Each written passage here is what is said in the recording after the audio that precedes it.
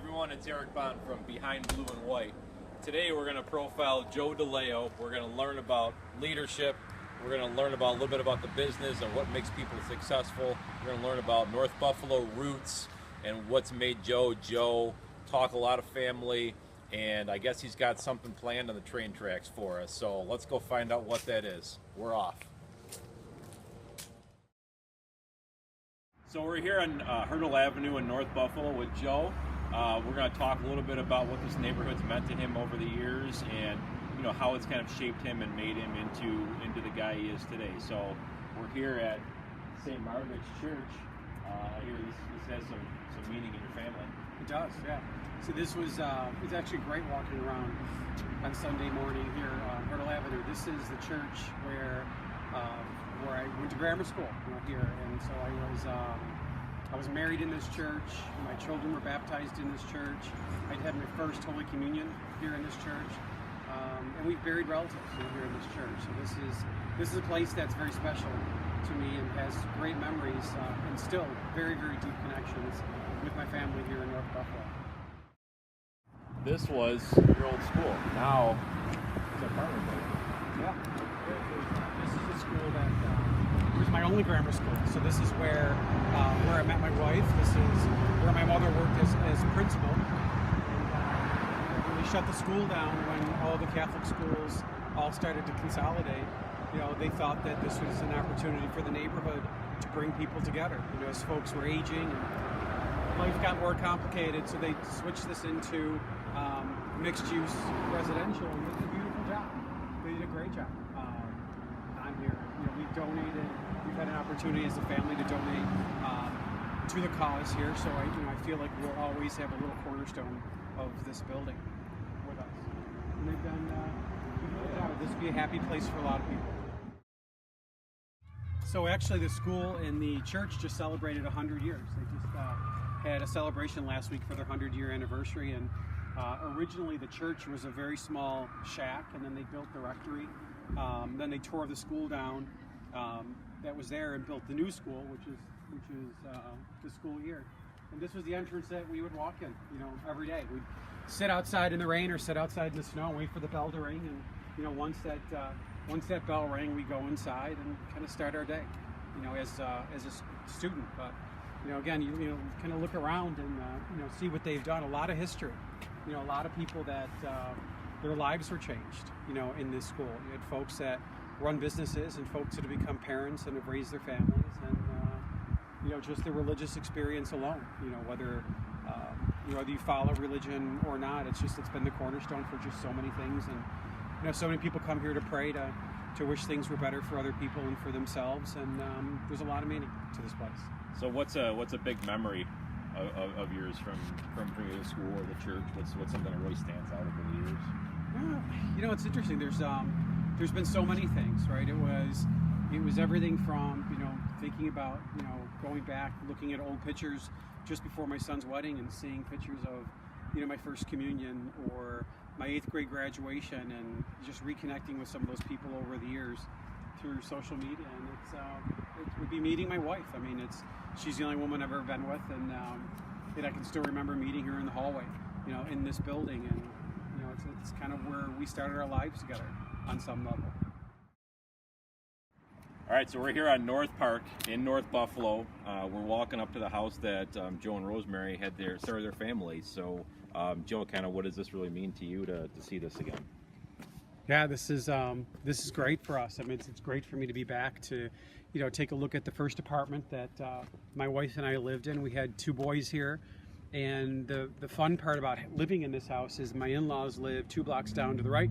My parents live a couple blocks down to the left, and we centered our family around their family because we always wanted to be together and share the joy of our children and starting out our lives with our families. And it's typical North Buffalo. As you look around at a lot of these houses, this was the porch generation. This is where everybody sat out on the porch and had their coffee, and families congregated and friends came to visit. It's great to be back here to really see that. All right, so we're on the tracks behind Joe's parents' house in North Buffalo. take me back to your childhood and kind of what you guys used to do back here, and did you guys play like chicken with the trains or something like that? Or Pretty like... much, yeah. I mean, this was our playground, growing up, is we would, with our friends, we would all meet behind the houses, because our friends lived here on the street, and we'd climb over the fence and all meet back here, and whether it was the middle of the summer or it was the middle of the winter, this is what we did. This was our playground.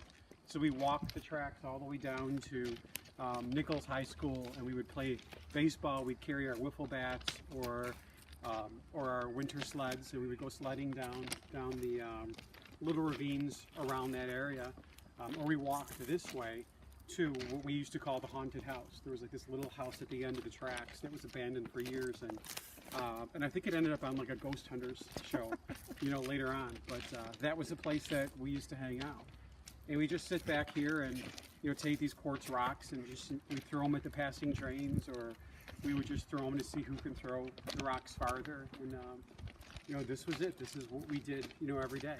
We would build forts, all along here. So we would have, the old refrigerator boxes, and we would, kind of put all of our stuff there. And this is where our guys hang out. It would be these refrigerator boxes inside of right behind the garages here. We would call it our fort near the tracks. And I think we all kind of grew up in our own version of like the movie Stand By Me, with all of our little friends and kind of doing our kind of fun things together. But this was it for us, is that we'd hang out on the tracks. Any close calls?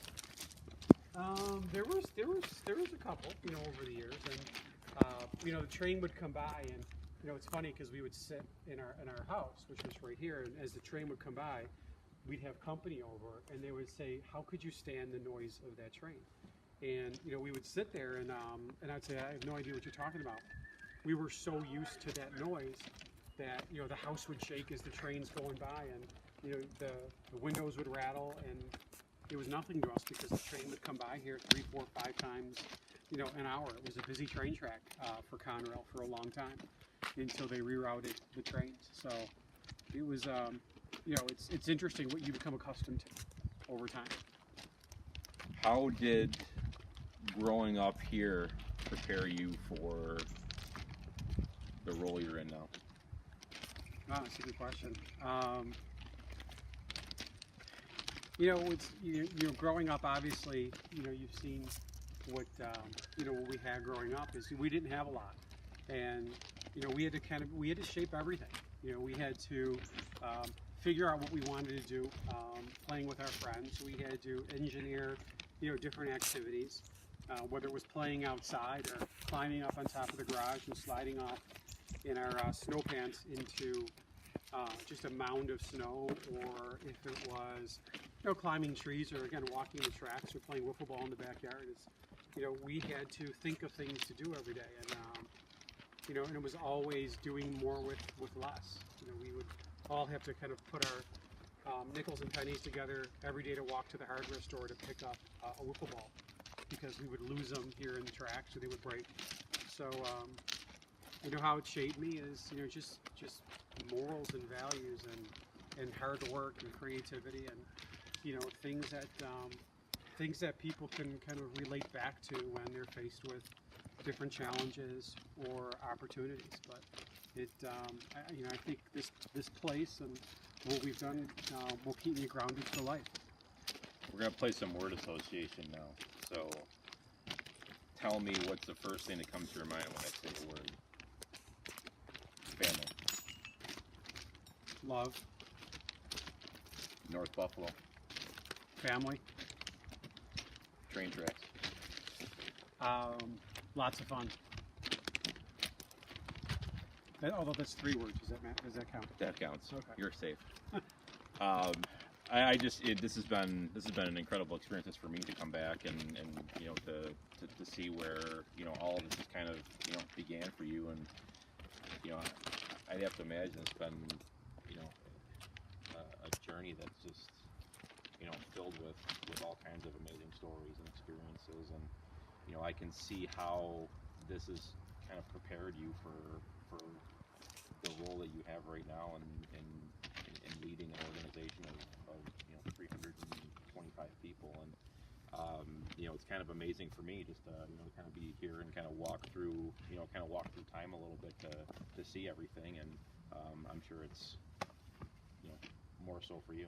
Oh yeah, look, it's always great to come back to visit my parents and walk back here, because I walk through the yard and I can kind of picture us and hear us all playing wiffle ball.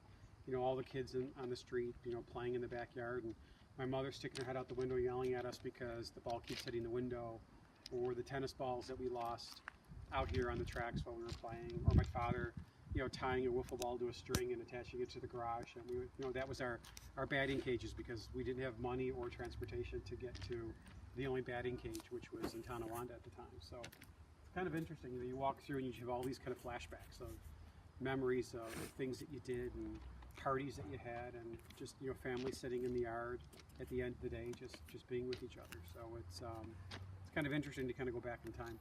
Who's the biggest influence in your life to this point?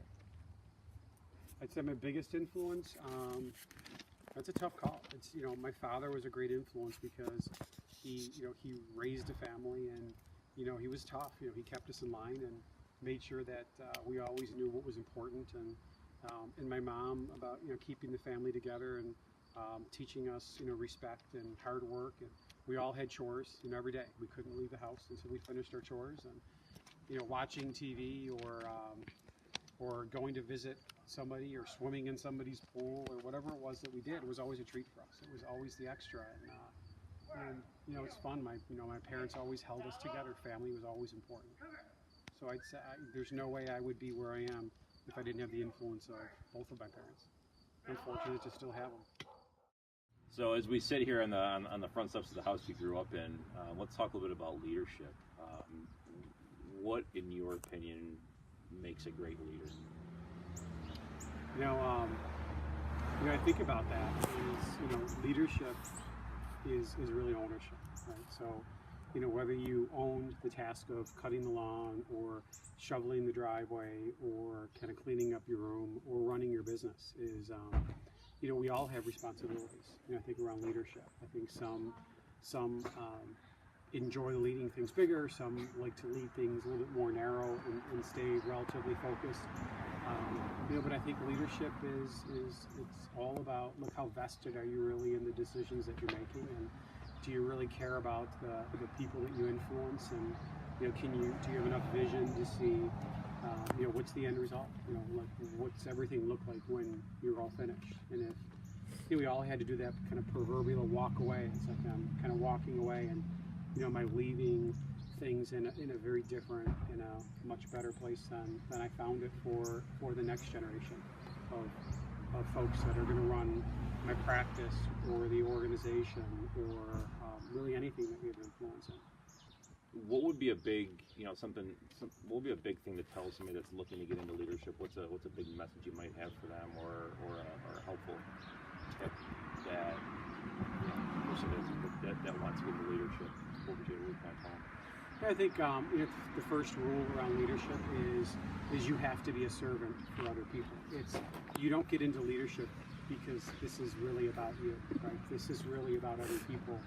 And if you truly feel that you can change the ultimate destination of people's lives, is you have to put yourself last, in every thought process, whether it's around the economics, or whether it's the heavy hand, or just the load that you carry emotionally is, you have to be front and center, you have to be relevant, and you have to take responsibility. Because, leadership is about carrying on your shoulders the responsibility and the emotions of everybody that's with you.